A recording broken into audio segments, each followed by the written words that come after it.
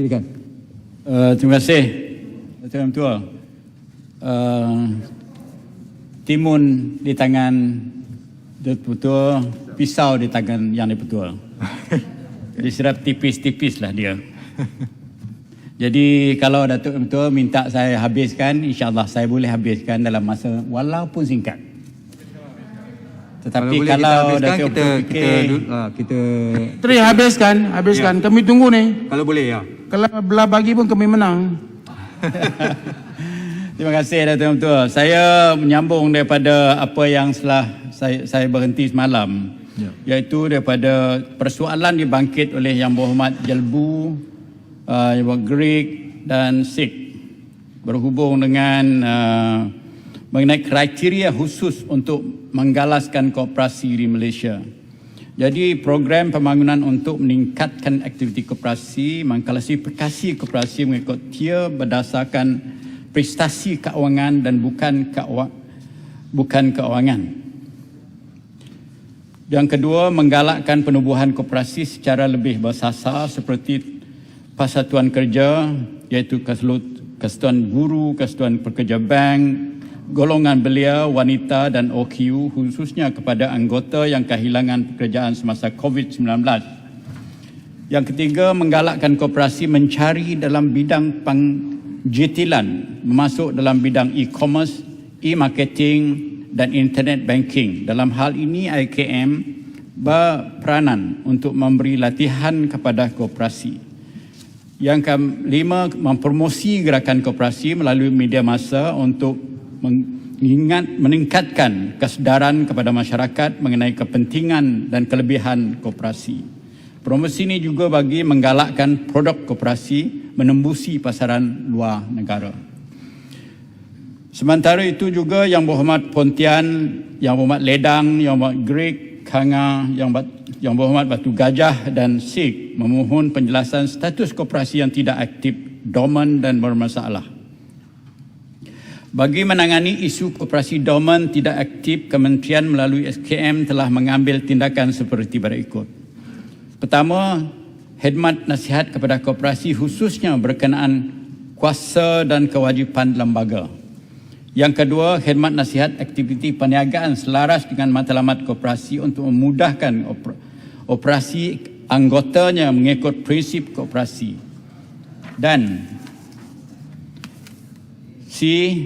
khidmat nasihat pematuhan undang-undang terutama berkenaan kepentingan untuk mengadakan mesyuarat agung, urus penguditan, lagi membolehkan penglibatan bersama anggota dalam urusan dasar dan hala tuju koperasi. Kebiasaannya Suruhanjaya memberikan tempoh selama 12 bulan untuk koperasi melaksanakan tindakan pemulihan tersebut.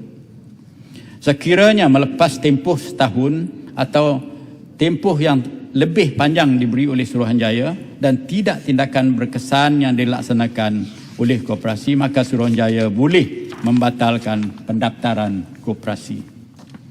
Yang Berhormat dari Bayan Baru, Sik, Batu Gajah dan Yang Berhormat Pontian memohon penjelasan mengenai bantuan pembangunan koperasi terjejas pasca COVID, post COVID-19 dan kaedah pemantauan terbiak urus koperasi. Bantuan dan pemantauan oleh SKM, Kementerian melalui Suruhanjaya Koperasi Malaysia menyediakan bantuan pembangunan dengan jumlah hingga 300,000 bagi merangsang dan mengembangkan aktiviti perniagaan koperasi dalam berbagai bidang ekonomi. Yang kedua, sumber bantuan bangunan ini diperoleh dari Rancangan Malaysia ke-11 2016 kepada 2020 dengan jumlah peruntukan sebanyak 25 juta. Sepanjang tempoh Rancangan Malaysia ke-11, sebanyak 500 koperasi telah memperoleh manfaat daripada peruntukan bantuan pembangunan ini dengan jumlah keseluruhannya bantuan yang telah dilulus sebanyak 24,687,687. Setiap bantuan pembangunan yang diluluskan dipantau oleh pegawai SKM di setiap wilayah dan negeri melalui laporan pengesanan bantuan bagi tempoh 6 bulan dan hingga ke 12 bulan. Selepas tempoh berkenaan, pemantauan secara berkala akan dibuat oleh pegawai SKM yang berkenaan bagi memastikan bantuan pembangunan yang diluluskan dapat manfaat oleh koperasi mengikut skop bantuan yang diluluskan untuk meningkatkan pendapat koperasi dan kebajikan anggota koperasi. Yang Berhormat Pasir Mas, Yang Berhormat Batu Gajah, Yang Berhormat Setiu dan Yang Berhormat Kemaman membangkit isu galakan dan pendidikan keusahawanan koperasi kepada mahasiswa. Pendidikan keusahawanan dan koperasi dan pendidikan keusahawanan mahasiswa belia, kita telah melaksanakan kerjasama strategik dengan Kementerian Pengajian Tinggi dan Kementerian Belia dan Sukan. Program pembudayaan koperasi atau dikenali sebagai MEDAC in Campus. Yang kedua, program bagi meningkatkan keupayaan koperasi siswa di universiti bersama kosiswa. Yang ketiga, menawarkan program tadbir urus dan perniagaan. Program khidmat perundingan berdasarkan khidmat nasihat dan bimbingan secara bersasar. Kompetensi ahli lembaga koperasi. Kursus wajib oleh semua anggota lembaga koperasi yang dilantik berdasarkan garis panduan 5 GP5 Suruhanjaya Koperasi Malaysia. Kursus generik bagi meningkatkan kompetensi ahli lembaga dan pengurusan koperasi, pengurusan kepimpinan, perniagaan, pendigitalan, perkawanan dan keuangan juga dilaksanakan. Kompetensi juru audit dalam koperasi, kursus wajib yang dilaksanakan. Kursus ini dibuat wajib menghadiri kursus wajib berdasarkan garis panduan 5 yang dikeluarkan oleh Suruhanjaya Koperasi Malaysia. Kursus generik bagi meningkatkan keupayaan juru audit dalaman koperasi dalam melaksanakan tugas dan tanggungjawab dalam 4 bidang: pengurusan risiko, pengurusan dan pentadbiran koperasi, pengurusan keuangan koperasi dan pengurusan strategik. Sijil audit dalaman koperasi juga akan diberi. Keusahawanan koperasi menawarkan kursus bidang berhasilan utama berdasarkan sektor berikut: pemborong dan peruncitan, pelancongan, penjagaan diri dan kesihatan, pertanian dan industri makanan, hartanah dan industri perumahan. Program peningkatan pendapatan koperasi melalui latihan dan bimbingan secara bersasar. Memperkasakan digitalisasi koperasi di bawah apa yang dipanggil CODE, Code. Satu, di peningkatan kesedaran digitalisasi koperasi. Yang kedua, adaptasi aplikasi teknologi. Ketiga, bimbingan akses pasaran.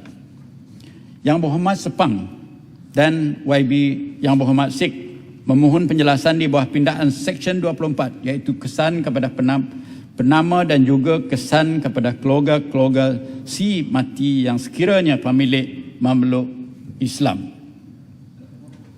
Pindaan Seksyen 24 Koperasi, penama oleh anggota yang asal bukan Islam. Penama bertindak sebagai waris pentadbir harta kepada harta si mati, bukan pemilik mutlak kepada harta si mati.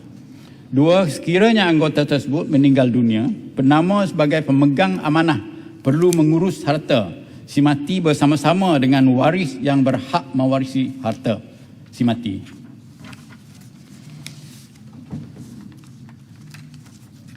Cara pembahagian harta si mati boleh dilaksanakan dengan kaedah pembahagian pusaka kecil. Penjelasan. Bros. Yang Berhormat. Ya. Terima kasih Datuk Yang di-Pertua. Saya nak tahu kenapa perlu dibuat pindaan yang dicadangkan kalau itulah pendirian pihak kerajaan berkenaan dengan waris ataupun harta orang Islam yang meninggal. Kerana dalam peruntukan sekarang, kalau seorang Islam yang meninggal dunia, harta ataupun saham dalam koperasi akan diberikan kepada legal representative. Jadi dari bacaan saya, niatnya ialah untuk diberikan kepada penama. Jadi maksudnya kalau penama itu hanya juga menjadi wakil kepada harta si mati, dalam kes ini saham beliau, ia tidak menunjukkan apa-apa pindaan yang perlu. Boleh dapat penjelasan. Tadi dikatakan legal representative yang sedia ada, kalau penama itu pun sebagai trustee untuk ditadbir, saya tak nampak apa niat ataupun the purpose of this amendment. Kalau dapat penjelasan. Terima kasih Yang Berhormat. Dia ada dua perkara. Yang pertama, orang Islam Yang Berhormat. Apabila seseorang Islam meninggal, harta benda itu patut diurus menerusi syariah ataupun faraid untuk membahagikan harta mengikut faraid. Jadi pelantikan ini adalah penting supaya boleh dilantik orang yang berurusan dengan pihak-pihak melaksanakan perundangan Islam itu sendiri. Yang mana pengalaman daripada SKM, waris yang ramai itu tidak boleh memberi persetujuan siapa yang dilantik. Yang Berhormat mengetahui sendiri, mungkin banyak pengalaman dalam sudut pelantikan administrator dalam satu-satu harta orang yang telah meninggal. Kadang-kadang kalau seorang saja tak setuju, pelantikan representatif itu tidak dapat akan terlaksana. Itulah kenapa dalam perundangan ini kita nak define supaya mengatasi masalah tersebut. Yang Berhormat. Jadi Datuk Ini Petua, sebab itu saya nak dapat penjelasan sebagai seorang peguam. Dengan pindaan yang sedia ada, yang hendak dibuat ini, itulah kedudukan penama yang dinamakan itu pun akan mengalami masalah yang sama. Kalau ada waris-waris tidak bersetuju dengan pengagihan, bagaimanakah nomini ini, penama ini boleh menyelesaikan masalah yang sedia ada? Kerana pada masa sekarang ni, memang legal representative itu tidak dapat dipilih kalau ada pertikaian. Jadi kalau nomini pun hanya jadi wakil legal representative, pertikaian antara waris-waris ini pun tak dapat diselesaikan. So how do we resolve?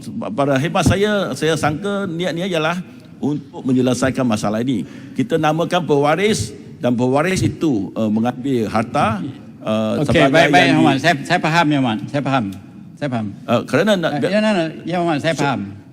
Saya dah faham. Saya boleh jawab tu. Kalau boleh saya, maksudnya niatnya ialah satu pemberian hibah dalam Islam. Maksudnya masa seseorang itu masih hidup, kita katakan nak bagi kepada kalaulah seorang yang bukan Islam, dia masuk Islam, tapi abang dia telah pun menolong dia dalam mencapai pendidikan dia ke universiti, membayar banyak duit. Mungkin adik yang sudah jadi Islam, dia mungkin kata kalau saya meninggal, saya nak tinggalkan sedikit harta untuk abang saya yang telah pun berjasa kepada saya. Yang Berhormat, jangan ambil peluang untuk berucap Yang Berhormat. Saya faham peraturan Dewan ni. Saya tahu soalan tu, saya akan jawab. Okey, duduk Yang Berhormat, saya akan bagi kita jawapan. Nak Menteri jelaskan masalah inilah. Kalau saya penjelas. Kalau Yang Berhormat tak faham, tanya lagi kat luar lepas ni. Silakan Yang Berhormat Menteri. Pertanyaan tu panjang sangat. Jadi Yang Berhormat macam ni. Tier yang pertama ialah pelantikan seseorang yang bakal berurusan dengan pihak, contohnya kalau Majlis Islam yang menggagihkan sumber keuangan tu nanti. Kita nak lantik orang, the tier pertama tu kita nak uruskan supaya pihak SKM boleh berkuasa melantik seorang ini sebagai wakil. Tetapi dalam keadaan yang sekarang, kita kena nak melantik pertama tu pun kita tak boleh atasi. Jadi itulah kenapanya pelantikan yang kedua, pembahagian harta tu tidak ada orang yang nak boleh membagikan harta. Sekarang kita nak lantik orang yang boleh membagikan harta. Harta tu belum dibagi lagi Yang Berhormat. Bukan dia yang punya. Dia hanya pelantikan kepada orang yang akan membagikan harta tu di bawah undang-undang ni. Jadi itu saja penjelasan saya, Muhammad. Saya nak boleh. teruskan. Saya punya soalan tadi boleh? Datuk Yang Tua, sekian saja penggolongan saya Speaker, untuk sebenarnya soalan saya tu 24A tu. Alah, kamu lah menteri, takut lah. Speaker. Apa tu Cukup, Yang cukup dah. Kami dah jelas dah. Kami yang berucap dah jelas. Bagus Menteri. Very good. Datuk Speaker. Saya Menteri sanggup jawab. Cukup ke? Silakan. Okey, saya sambung dengan kes cerita-cerita yang lain, Yang Muhammad. Speaker, boleh tak? Saya yang tanya soalan 24A ni, boleh tanya? Kan? Boleh? Sudah saya tak nak jawab lagi tu. Kenapa tak nak? Lagi Saya banyak, tanya. banyak Yang Muhammad sebab Dia ini tak ada takut lah tu. Menteri tak benarkan. Ya. Muhammad. Ya. Yang Berhormat Ledang dan Berhormat Sik memohon penjelasan daripada kementerian mengenai tabung modal pusingan yang ditawar kepada koperasi seluruh Malaysia. Jumlah pembiayaan tabung modal pusingan SKM apabila dilulus dahulu pada 1985 ialah jumlahnya 2.13 bilion, Datuk Yang Tua, dengan akaun berjumlah 1,700 berbanding bilangan koperasi sebanyak 14,000 pada ketika itu. Jadi dalam kajian untuk memudahkan dasar dan peraturan seperti pembiayaan maksima daripada 10 juta kepada 30 juta bagi tiap koperasi dan pembiayaan tanpa cagaran hingga 100,000. Dia berlandaskan apa aktiviti yang koperasi itu laksana, Datuk Yang Tua. Promosi kemudahan pembiayaan ini ditingkatkan supaya gerakan koperasi di seluruh Malaysia sedar akan kemudahan pembiayaan yang ditawarkan oleh Suruhanjaya Koperasi melalui tabung dana pusingan ini. Yang kedua, prestasi semasa kutipan bayaran balik pembiayaan tabung modal pusingan Suruhanjaya Koperasi. Daripada jumlah 2.13 bilion kutipan bayaran balik yang diterima oleh SKM sebanyak 913 juta. Baki pembiayaan tabung modal pusingan SKM yang terkini ialah 1.2 bilion. Bagi tunggakan melebih 6 bulan, tindakan undang-undang telah diambil bagi menuntut bayaran tunggakan berjumlah 52.3 juta daripada 52 koperasi. Tindakan undang-undang ini akan dijalankan secara berterusan ke atas koperasi-koperasi yang mempunyai baki hutang tertunggak. YB Kanga memohon penjelasan berkaitan kebajikan pekerja koperasi ini dari segi caruman, aspek pencukaian dan sebagainya. Isu kebajikan pekerja koperasi. Kebajikan pekerja koperasi tertaluk kepada mana-mana perundangan bertulis seperti caruman di bawah Perkeso dan KWSP.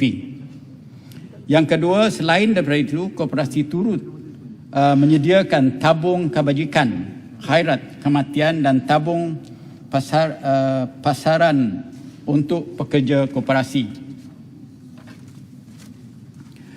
Yang Berhormat Pasir Mas, Kanga, Pasir Gudang, Tebrau, Wabi Selayang memohon penjelasan usaha kementerian untuk mengembangkan ataupun consolidate supaya koperasi-koperasi kecil ini dapat berfungsi dengan lebih baik.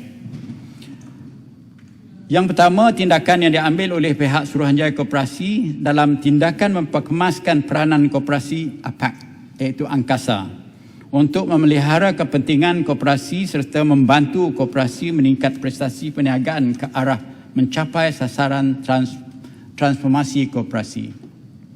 Yang kedua, Suruhanjaya Koperasi dalam usaha menggabungkan koperasi mengikut sektor ekonomi bagi tujuan meningkatkan daya saing serta daya tahan serta meningkatkan manfaat kepada anggota. Tiga, ini termasuk usaha memperkasakan sektor pemborongan, peruncitan, contoh akrab untuk mengukuh dan memantapkan penguasaan rantaian bekalan dan rantaian nilai melalui outlet dan pusat pengedaran koperasi di seluruh Malaysia. Status pelaksanaan program pembekalan barangan asas sehingga 31 Oktober 2020 adalah seperti berikut. Aplikasi jimat 1,688 outlet. Bilangan outlet yang membuat tempahan melalui sistem jimatbase.com 301 outlet. Nilai tempahan berjumlah 1,883,663.38 ringgit Malaysia. Yang Berhormat Batu Gajah memohon penjelasan mengenai kajian telah dilaksanakan untuk mengetahui tahap kepuasan yang dicapai oleh ahli-ahli koperasi. SKM telah melaksanakan kajian Indeks Gerakan Koperasi 2018 bertujuan menilai kepuasan anggota beroperasi.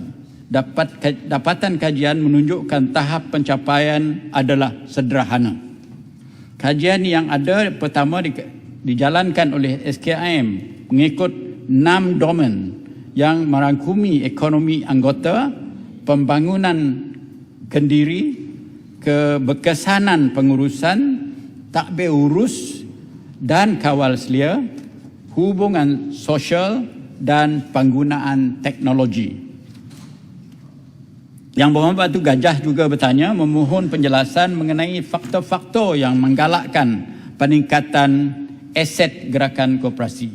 Faktor-faktor tersebut merangkumi keyakinan anggota kepada koperasi, penglibatan dalam aktiviti ekonomi baik impak tinggi, tabir urus yang efektif. Yang Berhormat Sheikh memohon penjelasan perbezaan pindaan ke atas Seksyen 5(1) bracket A dan 8 bracket 1. Pindaan 8 bracket 1 akan memberi kebenaran kepada golongan spesifik mendaftarkan koperasi. Modal yang boleh diadaptasi oleh koperasi di Malaysia adalah modal worker cooperative sebagai Mondragon Cooperative di Spanyol, di mana ianya ditubuh pada tahun 1956 oleh Garduan pada College Teknik. Jawab Menteri panjang lagi? Memang lagi Panjang lagi? panjang. Kalau begitu kita sambung pada mesyuarat yang akan datang.